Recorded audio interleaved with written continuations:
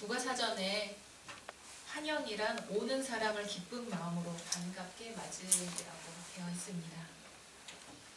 제가 설교할 때마다 환영한다는 인사를 하기 때문에 항상 듣는 분들에게는 그저 인사인 정도로 받아들이실 수도 있겠지만 처음 우리 교회에 나오셨다거나 어쩌다 한번 나온 분들에게는 환영한다는 인사가 내가 지금 이곳에서 환영을 받는구나 라는 느낌을 받을 수 있을 것 같습니다. 환영한다는 의미보다 더 큰 환영의 의미로 환대라는 말이 있습니다. 반갑게 맞아 정성껏 후하게 대접함이라고 되어 있는데요. 환영은 반갑게 맞아들인다는 의미지만 환대는 반갑게 맞아 후하게 대접한다는 의미니까 우리가 누군가를 맞아들일 때 환영하고 또한 환영을 넘어서 환대한다면 그 누군가는 우리 공동체에서 나도 여기서 환영받는 사람이구나, 내가 여기서 받아들여지는구나 느낄 수 있을 것 같습니다. 여러분 환영받아 본 적 있으세요? 환대 받아본 적 있으세요? 제가 잘 아는 어떤 분은 초등학교 때 부모님이 담임 목사님 신방을 받기 위해 집안을 깨끗이 청소하고 묵은 이불 빨래를 해놓고 평소와 다르게 잔치상을 차리시고 그 위에 회까지 사다가 쫙 올려놓고 목사님 신방을 받으시는 것을 보고 목사가 되면 저런 대접을 받는구나, 나도 커서 목사가 돼야지. 그때 목사가 되기로 결심을 했다고 합니다. 저랑 아주 가까이 사는 분입니다.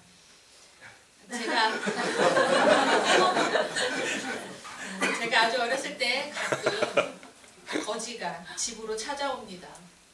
좀 무섭게 느껴졌는데 어느 날은 어머니가 상을 차리시는 것을 보았어요. 그 거지 아저씨한테 차려주시는 건데 평소 우리 가족들에게 차려주시는 것보다 더 정성이 들어가게 차려진 것을 제가 한눈에 알아보았습니다.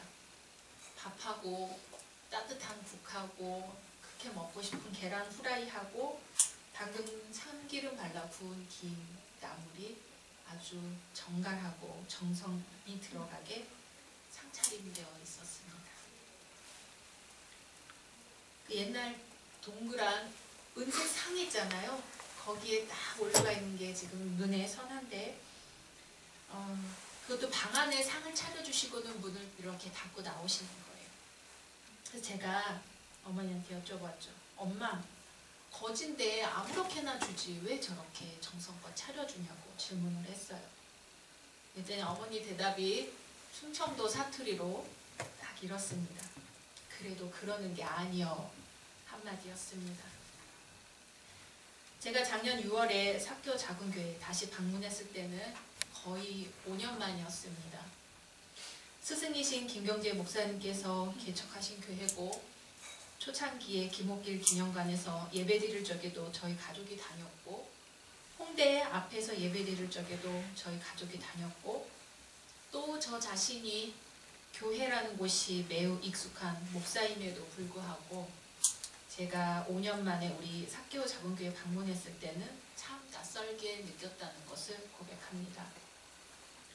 반갑고도 낯선 그런 마음을 헤아리셨는지 김경재 목사님이 저희 가족을 일으켜 세워 기쁘게 환영의 인사를 나눠주셔서 참 따뜻했고 낯선 마음이 조금은 놓였던 것을 기억합니다. 점심 식사 때는 한 분 집사님이 저희 가족에게로 오셔서 그분도 참 어색하셨을 텐데 말을 걸어주시고 대화를 나눠주셔서 참 고맙게 느꼈던 것을 기억합니다. 또 저희 집에 아이들이 많은 것을 보시고 교회 학교에 힘써 보겠다고 하시면 계속 나오라고 권해주는 분도 계셨고 작년 전교회 수련회 전에는 저랑 한 번도 대화해 본 적 없는 분이 제게 수련회 오실 거죠? 꼭 오세요 라고 말씀해 주셔서 용기를 내어 내 아이를 데리고 총출동하는 계기가 되었습니다. 또 5년 만에 다시 방문하기까지 결정적이었던 것은 저희 집에 편지로 날아든 사교 작은교회의 주보였습니다. 그 주보를 보니 존경하는 스승님도 뵙고 싶고 예배 처소를 옮겼다는데 궁금하기도 하여 서울 북쪽까지 올라와 보게 되었습니다. 이런 작은 대화들과 행동들이 저희 가족이 사교 작은교회에 정착하도록 도왔습니다. 저는 교회 사역지가 바뀔 때마다 이사를 다녔기 때문에 이사도 자주 한 편이고 매번 교회는 낯설 수밖에 없었습니다. 그래도 사역자로서 겪는 낯설음이었기 때문에 그 교회에는 제 할 일이 있었고 금방 적응하게 되었습니다. 그런데 사교 작은 교회는 제가 사역자로 온 것이 아니었기 때문에 그 경험은 참 색다른 경험이었습니다. 이제껏 경험해보지 못한 교회에서 겪는 낯설음이었습니다. 우리 스승님이 계신 교회고 몇 년간 함께 했던 교회고 나 자신이 목사인데 왜 이런 낯설음이 생길까?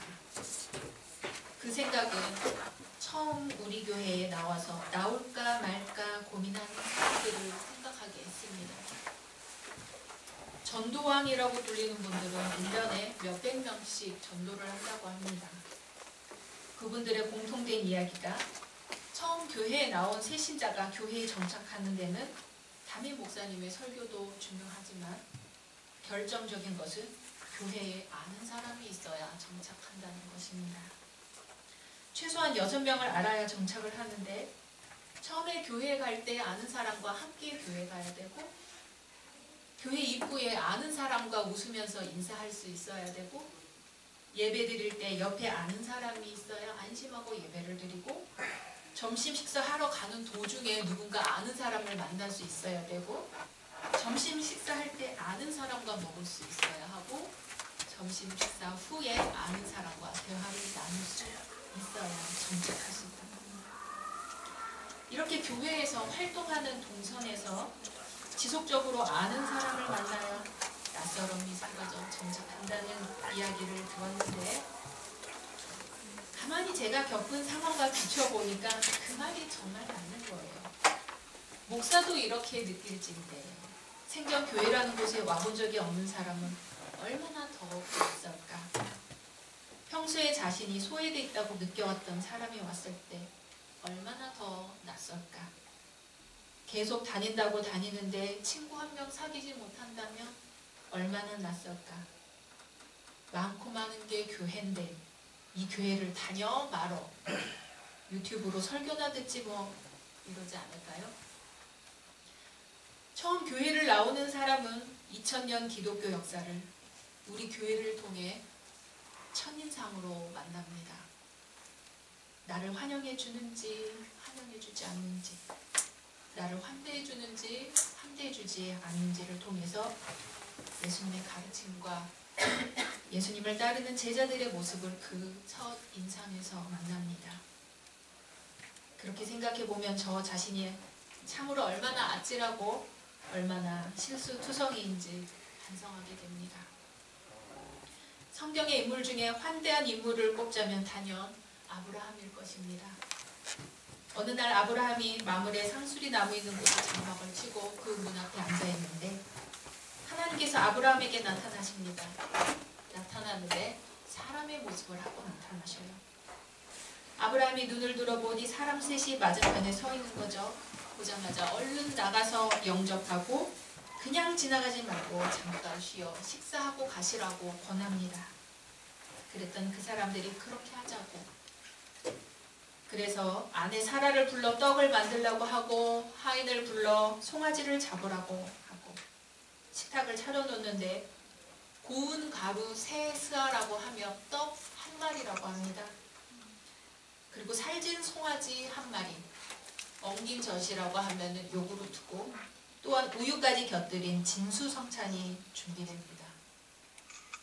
세 사람을 위한 식탁이라고 하기에는 매우 거한 양이었겠지만 아브라함이 얼마나 정성껏 잘 대접하려고 했는지 알 수 있습니다.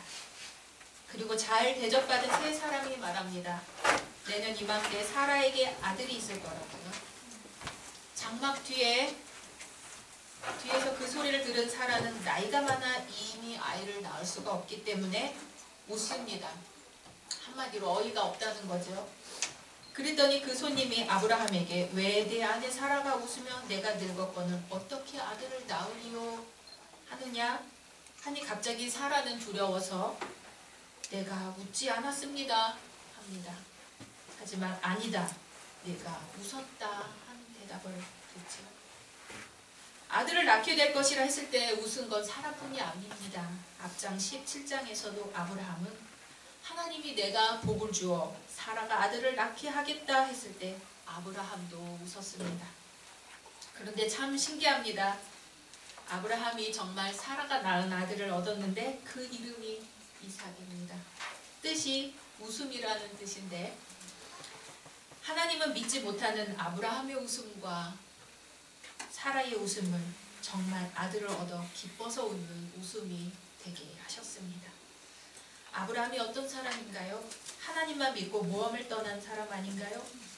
그런 믿음을 갖고 떠난 아브라함도 또한 같은 믿음으로 아브라함과 함께하는 사라도 아들을 주신다는 약속은 믿지 못했던 모양입니다.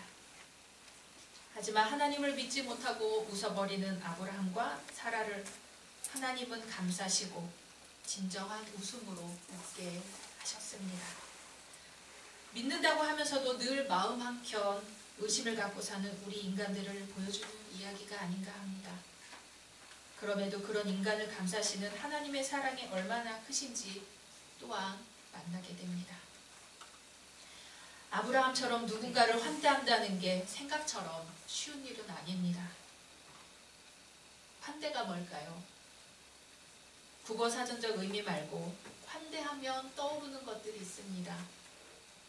그동안 교회에서 환대하는 역할을 맡았던 것은 주로 여성들이었습니다.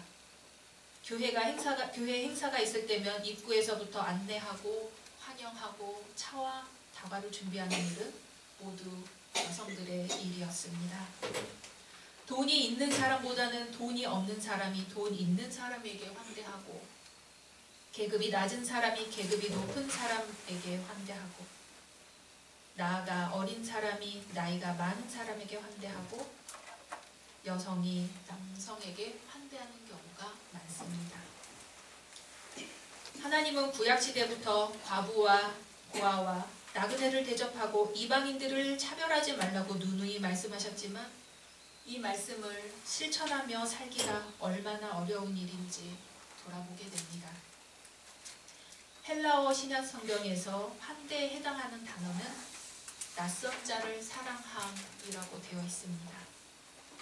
그러니까 환대는 내가 환대하고 싶은 사람을 환대하는 의미가 아니라 낯선 자를 환대한다는 의미입니다.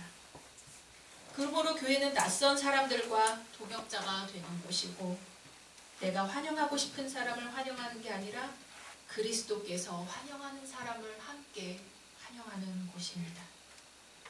교회는 종교나 성별이나 인종이나 정치적 견해가 달라도 예수 그리스도 안에서 하나가 되는 것을 연습하는 곳입니다. 이제 곧 대한민국이 선거 준비로 시끄러울 텐데 세상 정치인은 다 자기 얼굴을 내밉니다. 곳곳에 큰 얼굴 사진이 남겠지요. 나 번호 몇 번, 당신은 번호 몇 번 하며 서로 찍어달라고 난리겠지만 우리 그리스도인은 우리 얼굴이 아니라 예수님 얼굴 사진 딱 하나만 있습니다.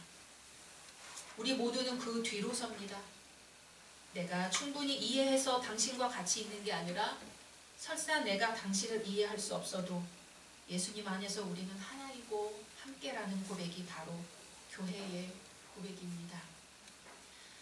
작년 9월 미국에서 경찰이 흑인을 피살하는 사건이 잇따르자 미식축구 선수 한 명이 경기 전에 국가가 연주될 때 기립을 거부하는 일이 생겼습니다. 흑인, 유색인종, 소수 집단에 대한 차별에 저항한다는 의미였습니다. 이 선수는 거센 비난을 받았지만 이후 다른 선수들도 이 선수의 뜻을 같이 한다는 것을 표현했습니다. 그 중에 미국 고교 여자 배구단 허리케인스가 있습니다. 허리케인스 선수들도 여기에 동참했는데요. 사진에 보면 국가가 연주될 때 다 같이 앉아서 국기에 대한 경례를 하고 있습니다. 그런데 딱 한 선수만 일어서 있습니다. 일어서 있는 선수의 이름은 라이스인데 왜 일어서 있냐면 동료들의 정치적 행동에 동의하지 않는다는 뜻입니다. 라이스는 자기 생각에도 미국에 부당한 차별이 있다는 것을 알지만 기립을 거부하는 건 자기 방식이 아니라는 겁니다. 라이스가 처음에는 자신의 생각이 동료들의 생각과 달라 어떻게 받아들여질지 무척 긴장했다고 합니다. 하지만 몇 경기를 치르고 난 뒤에 동료들이 자기에 대해 편견을 갖지 않는다는 걸 알고 편안해졌다고 합니다. 이 일로 서로가 동의하지 않더라도 자신의 결정을 존중하며 스포츠로 하나 될 수 있다는 것을 깨달았다고 합니다. 제가 그 사진을 준비해봤습니다. 크게 확대하느라고 혼자 서 있고 나머지는 앉아 있고, 근데 특별한 표시가 있어요. 이 선수 서 있는 선수가 앉아 있는 선수의 어깨에 손을 얹고 있는 것이 인상적입니다. 선수들이 이런 생각을 표시했을 때 코치의 반응이 참 흥미롭습니다. 코치는 라이스가 혹여 팀에서 고립될까 걱정했다면서 어떻게 육체적으로 연결할 수 있을까 코치가 고민했다고 합니다. 그래서 생각해낸 것이 손을 어깨에 올려놓는 방법을 찾았습니다. 그 코치는 라이스가 손을 동료의 어깨에 올려놓는 것은 우리 팀이 여전히 하나라는 것을 보여주기 위함이라면서 당신도 나도 의견이 다를 수는 있지만 우린 여전히 서로를 존중할 수 있다고 말했습니다. 어깨에 손을 얹은 것처럼 우리는 이어져 있습니다. 눈에 보이지 않아도 성령님은 우리 모두를 이어주고 계십니다. 오순절 다락방의 성령의 역사로 나타난 현상 가운데 하나는 서로 이해하게 되었다는 것입니다. 성령 충만함을 받은 제자들이 말을 하자 듣는 사람들은 각자 자기네 지방 말로 말하는 걸로 들어서 어리둥절합니다. 그렇다고 거기 있는 사람들이 더 이상 자기네 언어와 관습이 사라져버린 것이 아닙니다. 그렇지만 그들은 서로 이해하게 됩니다. 성령님은 우리가 하나 되기 위해 우리가 서로 다른 것을 내려놓게 하시는 게 아니고 서로 다르지만 더욱 이해하게 하십니다. 그야말로 성령 안에서 우리의 이 모습 이대로 하나가 되는 것이니 여기에 참 놀라운 신비가 있습니다. 한 유대교 랍비가 새해 메시지에서 이렇게 말했습니다. 저는 성경의 가장 큰 계명은 너는 내 이웃을 내 몸처럼 사랑하는 것이라고 생각했습니다. 그런데 제가 틀렸습니다. 오직 한 곳에서만 성경은 우리의 이웃을 사랑하라고 명령합니다. 그런데 30군데가 넘는 곳에서 성경은 낯선 이들을 사랑하라고 말합니다. 하나님은 낯선 자가 되는 기분이 어떤 것인지를 알기에 낯선 자들을 억압하지 말라. 너희도 이집트에선 낯선 자들이었다고 말씀하십니다. 이웃이란 대체로 우리와 같은 사람들이기 때문에 이웃을 사랑하는 것은 그다지 어렵지 않은데 낯선 자들을 사랑하는 것이야말로 매우 어렵습니다. 그들은 우리와 같지 않아서 피부 색깔도 다르고 신앙도 다르고 배경도 다릅니다. 그러니까 진짜 도전이 되는 것입니다. 옛날에도 그랬고 오늘날도 그렇습니다. 하루는 예수님이 이렇게 말씀하십니다. 예수님이 심판하실 때 임금처럼 앉아서 심판하시는데 오른편에 앉은 사람들에 이르기를 내가 줄일 때에 너희가 먹을 것을 주었고 목마를 때에 마시게 하였고 나그네 되었을 때에 영접하였고 헐벗었을 때에 옷을 입혔고 병들었을 때에 돌보았고 옥에 갇혔을 때에 와서 보았느니라. 그때 그 사람들이 주여 우리가 어느 때에 주께서 줄이신 것을 보고 음식을 대접하였으며 목마르신 것을 보고 마시게 하였나이까. 어느 때에 나그네 되신 것을 보고 영접하였으며 헐벗으신 것을 보고 옷 입혔나이까. 어느 때에 병드신 것이나 옥에 갇히신 것을 보고 가서 배웠나이까. 임금이 대답하여 이르시되 내가 진실로 너희에게 이르노니 너희가 여기 내 형제 중에 지극히 작은 자 하나에게 한 것이 곧 내게 한 것이니라. 그러나 왼편에 앉은 자들에게는 저주를 받은 자들아 나를 떠나 마귀와 그 사자들을 위하여 예비된 영원한 불에 들어가라. 내가 줄일 때에 너희가 먹을 것을 주지 아니하였고 목마를 때에 마시게 하지 아니하였고 나그네 되었을 때에 영접하지 아니하였고 헐벗었을 때에 옷 입히지 아니하였고 병들었을 때와 옥에 갇혔을 때에 돌보지 아니하였느니라. 그들이 묻습니다. 주님, 저희가 언제 그랬습니까? 지극히 작은 자 하나에게 하지 아니한 것이 곧 내게 하지 아니한 것이니라. 오늘 말씀 제목이 그냥 환대가 아니고 공정한 환대, 영어로 just hospitality인 이유가 이 말씀에 있습니다. 여기 내 형제 중에 지극히 작은 자 하나에게 한 것이 곧 내게 한 것이니라 말씀하시는데 지극히 작은 자가 누군지 말씀해 주셨어요. 배고픈 자, 목마른 자, 나그네 된 자, 헐벗은 자, 병든 자, 옥에 갇힌 자, 이들이 바로 낯선 자들입니다.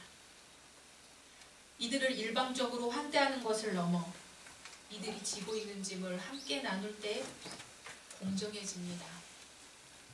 어느 한쪽만 환대하는 것이 아니라 서로 환대하는 것, 그것이 공정한 환대입니다. 여기까지 설교 원고를 준비하고는 도무지 더 이상 말씀이 이어지지 않아서 몸부림을 쳤습니다. 어떤 목사님은 주일 대예배에 전할 말씀을 하나님이 주시지 않아서 설교 강단에 서서 내내 울고만 내려왔다고 하시는데 제가 꼭 그렇게 될 것만 같았습니다. 하나님 저를 이대로 내버려둘 작정이십니까? 떼쓰고 애원해도 도무지 어찌할 바를 몰랐습니다. 그러다 하나님의 길은 약해지는 길이라는 것이 떠올랐습니다. 복음은 바로 하나님이 작고 약해지셔서 우리 가운데 열매를 맺으셨다는 것입니다. 예수님은 약할 대로 약한 모습으로 아무런 정치적, 경제적, 군사적 힘도 없이 가난한 설교자로 아래로 내려가 가장 약한 모습으로 우리에게 새 생명을 가져다 주셨는데 나는 진정 예수님처럼 약해져서 내려가려고 했던가. 여기에 생각이 비치자 한없이 부끄럽고 괴로웠습니다. 어디 쥐구멍이라도 있으면 숨고 싶었지만 교회로 온 것은 혹시 교회에 제가 예전에 겪었던 것처럼 낯선 것을 겪은 누군가 있지 않을까 해서입니다. 오늘은 그 사람을 찾아서 말을 건네봐야지. 오늘은 그 사람을 찾아서 같이 밥을 먹어야지. 오늘은 나와 생각이 다를 것 같은 사람을 찾아서 얘기해봐야지. 속상한 일이 있었다면 들어줘야지. 많이 힘들었다고 하면 손을 잡아줘야지. 그게 제가 조금이라도 예수님이 하셨던 것처럼 공정한 환대에 참여하는 게 아닐까 해서 지금 여기 이 자리에 용기 내서 서 있습니다. 참으로 감사한 것은 지금 여기 제가 홀로 서 있는 것이 아니라 성령님이 제 어깨에 손을 얹고 계실 것만 같기 때문입니다. 그리고 또한 여러분 어깨와 어깨 사이를 성령님이 이어주고 계실 것만 같기 때문입니다. 우리가 서로 다름에도 불구하고 하나 되게 하시는 성령님의 은혜가 저와 여러분이 영원히 함께 하시기를 소망합니다. 그 성령님께서 이 땅에 지극히 작은 자들을 일으켜 세우시고 우리가 그 일에 동참하게 하셔서 서로 환대하며 함께 기도할 수 있기를 소망합니다. 함께 기도하시겠습니다.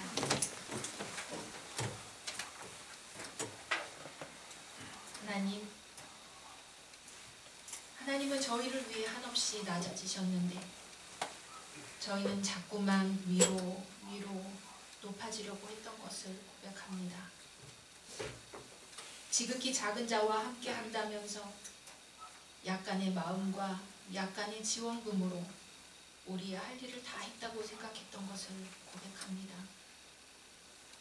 그들이 일상적인 삶을 살 수 있게 되기까지는 우리의 할 일이 끝나지 않았음을, 주님의 눈길이 그곳을 향해 있음을 잊지 않게 하옵소서.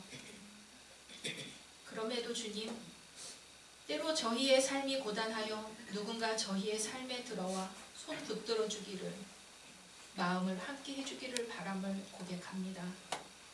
이런 저희의 마음도 잊지 않으시고 성령님께서 한없이 따뜻하고 포근한 사랑으로 저희를 감싸시는 것을 믿고 감사드립니다. 주님께 받은 사랑을 우리 이웃에게 베푸는 사랑으로 전할 수 있게 하옵소서. 우리 교회에서 낯설음을 경험하는 성도들을 위해 기도합니다. 그들이 이 공동체에서 중심부에서 하나 되기까지 우리 모두 마음을 모으게 해주시고 우리의 그러한 경험이 또 다른 낯선 이들을 이해하고 받아들이는 넓은 마음으로 이어지게 해주옵소서. 특별히 몸이 아파 고통당하는 성도들을 위해 기도합니다. 큰 수술 이후 회복하는 가운데 계신 분들과 지병으로 고생하시는 분들, 주님이 아니고는 위로받을 길이 없어 마음 아파하는 분들 모두를 주님이 기억해 주셔서 그 영혼에, 그 육신에 손 얹어 치료하여 주옵소서. 알 수 없는 여러 가지 기도 제목들을 갖고 이 자리에 나와 계신 성도들의 기도들을 주님 들으시고 응답하여 주옵소서. 너는 내게 부르짖으라. 내가 내게 응답하겠고 내가 알지 못하는 은밀한 일을 내게 보이리라 말씀하신 주님, 이 시간 간구하는 저희의 기도를 들어 주옵소서. 주님, 또 한 주간 살아갈 때에 저희 혼자 살아가는 것이 아니라 늘 주님과 동행하며 살고 있음을 잊지 않고 힘내어 저희 앞에 펼쳐진 삶 속으로 두려움 없이 성큼성큼 걸어갈 수 있게 하여 주옵소서. 이 모든 말씀 지극히 작은 자를 위해 지극히 작은 자의 자리까지 내려가신 예수님의 이름으로 기도드립니다. 아멘.